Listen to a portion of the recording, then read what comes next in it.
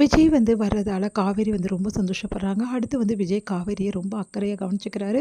அத பார்த்த காவேரி அப்படியே நெகிழ்ச்சி அடையறாங்க. அடுத்து விஜய் காவேரிக்கு பார்த்து பார்த்து எல்லா விஷயத்தையும் பண்றாரு.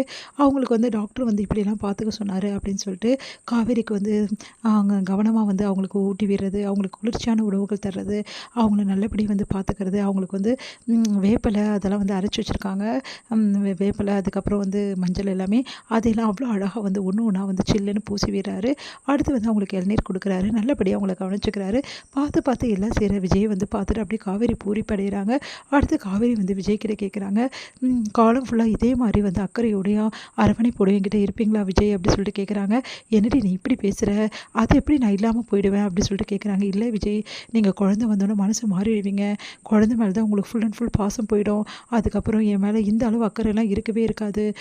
என்னை அந்தளவு சண்டை போட்டுகிட்டே இருப்பீங்க என்கிட்ட அந்தளவு அன்பாக இருக்க மாட்டீங்க எனக்கு தோணுது அப்படின்னா. அப்படிலாம் தோணவே கூடாது காவேரி. இப்போ சொல்கிறேன், இந்த விஜய் எப்போவுமே மாற மாட்டான். முதல்ல எனக்கு நீ தாண்டி குழந்தை, அதுக்கப்புறம் தான் அந்த சின்ன குழந்தை. முதல் குழந்தைய ரெண்டாவது குழந்தை பிறந்தோன்னே யாராவது விட்டுருவாங்களா சொல்லு காவேரி அப்படின்னோடனே அப்படியே பார்த்துட்ருக்காங்க. ப்ராமிஸாக சொல்கிறேன்டி, நீ தாண்டி என் முதல் குழந்தை. எல்லாருமே சொல்லுவாங்க கணவன் தான் முதல் குழந்தை மனைவிக்கு. ஆனால் நான் சொல்கிறேன் காவேரி, என்னோடய காவேரி தான் எனக்கு ஃபஸ்ட்டு குழந்தை, அதுவும் வாழ் குழந்தை. அதுக்கு அடுத்த குழந்தை தான் அது எனக்கு. அதனால் 2 குழந்தைங்க மேலேயுமே எனக்கு பாசம் அதிகம் காவேரி. அதனால் நான் எந்த குழந்தையுமே பெரிய இதுவாக நினைக்கவே மாட்டேன். நீ தான் காவேரி எனக்கு ரொம்ப முக்கியம். அதுக்கப்புறமா தான் எனக்கு குழந்தை, போதுமா? இது ப்ராமிஸ் அப்படின்றாரு. அது அப்படியே கேட்டு அப்படியே நெகிழ்ச்சி அடைகிறாங்க. நிஜமாக தான் சொல்கிறீங்களா விஜய்? நிஜமாக தாண்டி சொல்கிறேன் அப்படின்னு சொல்லிட்டு அப்படியே கட்டி பிடிச்சிக்கிறாரு. விஜய், நீங்கள் என்கிட்ட இப்படி நெருக்கமாக இருக்கீங்களே, இதனால் எவ்வளோ பிரச்சனை வரும் தெரியுமா? என்ன பிரச்சனை வந்தாலும் என்ன, நான் பார்த்துக்கிறேன் விடு அப்படின்றாரு. இல்லை விஜய், உங்களுக்கும் வந்துடுச்சுன்னா என்ன பண்ணுறது? எங்கள் அத்தை சொன்னாங்க, இது அப்படியே பரவுமா. என் அம்மாவும் சொன்னாங்க, காற்று மூலமாக பரவுற மாதிரி பரவிடுமா விஜய். இப்போது நீங்கள் தானே என் கூட உள்ளே இருக்கீங்க ரூமில். இப்போ என்ன ஆகும் தெரியுமா?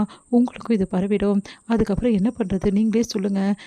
இப்போ இருக்க நிலைமையில் நீங்கள் ஏற்கனவே போலீஸ் பிரச்சனையில் இருக்கீங்க. இப்போ இதுவும் நான் எப்படி விஜய் தாங்குவீங்க? உங்களுக்கு ஒன்றுனா என்னால் தாங்க முடியாது விஜய்ன்றாங்க. ஏய், எனக்கு எதுவும் ஆகாதுடி, ஏன்டி இப்படிலாம் நினைக்கிற? நிஜமாக சொல்கிறேன், உன் சுவாசம் பட்டு எனக்கு ஏதாவது ஆகணும்னா ஆகட்டும் அப்படின்னு. அப்படிலாம் பேசாதீங்க அப்படின்றாங்க. அடுத்து யாரோ கதவு தட்டுற மாதிரி இருக்குது. பாத்தியா, யாரோ ஒருத்தர் வந்துக்கிட்டே இருக்காங்க அப்படின்னோடனே எல்லோரும் பாட்டி வராங்க. பாட்டி வந்தோடனே உடனே நீ ஏன் பாட்டி இங்கே வந்த அப்படின்னோடனே, உங்கள் அம்மா வர வேணாம் சொன்னா, ஆனால் எனக்கு மனசு கேட்க மாட்டேங்குதுடி. நீ இந்த நிலமையில் இருக்கும்போது அதான் உன்னை பார்த்துட்டு போலான்னு வந்தேன். இப்போ பார்க்கலாமா எப்படி இருக்குன்னு சொல்லிட்டு அப்படின்னு சொல்லிட்டு பார்க்குறாங்க. குறைஞ்சிருக்கே, பரவாயில்லையே. பரவாயில்லடி அப்படின்னு. ஐயோ, உங்கள் அம்மா வந்துருப்ப மாதிரி இருக்குடி, நான் போயிடுறேன் அப்படின்னு சொல்லிட்டு ஓடி போகிறாங்க பாட்டி. அடுத்து ஒருத்தராக வந்துட்டு போகிறாங்க. இதனால விஜய் ஒளிஞ்சிக்கிறது ரொம்ப சிரமமாக இருக்குது. நான் அப்போவே சொன்னேன்ல கிளம்புங்கன்னு, கேட்டிங்களா அப்படின்றாங்க காவேரி. வந்து ரொம்ப மனசு கஷ்டத்தோடு அப்படியே யோசனை பண்ணிக்கிட்டே வேலை பார்த்துட்ருக்காரு நம்ம குமரன்.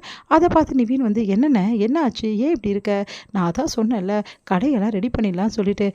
பாதி முக்கால்வாசி வேலை முடிஞ்சிச்சு, இன்னும் கொஞ்சம் தான் இருக்குது, அதையும் முடிச்சிடலாம். இதுக்கப்புறம் கஸ்டமர்ஸ்க்கு எல்லாம் டெலிவரி கொடுக்க போகிறேன், எல்லாத்தையும் ஓரளவு தச்சுட்டேன்னு சொன்னேன்ல, அப்புறம் ஏன் நீ கவலையாக இருக்க அப்படி சொல்லிட்டு கேட்குறாரு. வீட்டில் நடக்கிற பிரச்சனை ஒன்றும் இல்லை நிவின், இன்னும் அதிகமாகிட்டே இருக்குது, அதான் ஒன்றுமே புரியல. என்ன பிரச்சனை? வேறு ஏதாவது பிரச்சனையா? மறுபடியும் ஏதாவது தொல்லை கொடுக்குறானா அந்த ஆள் அப்படின்னோடனே, அதெல்லாம் இல்லைடா, இது வேறு பிரச்சனையா? எனக்கு புரியலண்ணே, நீ என்ன சொல்கிறேன்னு சொல்லிட்டு. டேய் காவேரிடா அப்படின்னோடனே, காவேரிக்கு என்ன பிரச்சனை அப்படின்றாரு. டேய் காவேரிக்கு அம்மா போட்டிருக்கடா அப்படின்னோடனே அதிர்ச்சி அடைகிறாரு. நீ என்னென்ன சொல்கிற? காவேரிக்கு அம்மா போட்டிருக்கா? நிஜமாவா சொல்கிற? நிஜமாக தான்டா சொல்கிறேன். ஐயோ, இந்த நிலைமையில் அம்மா போடக்கூடாது, என்னடா சொல்கிற அப்படின்றாரு.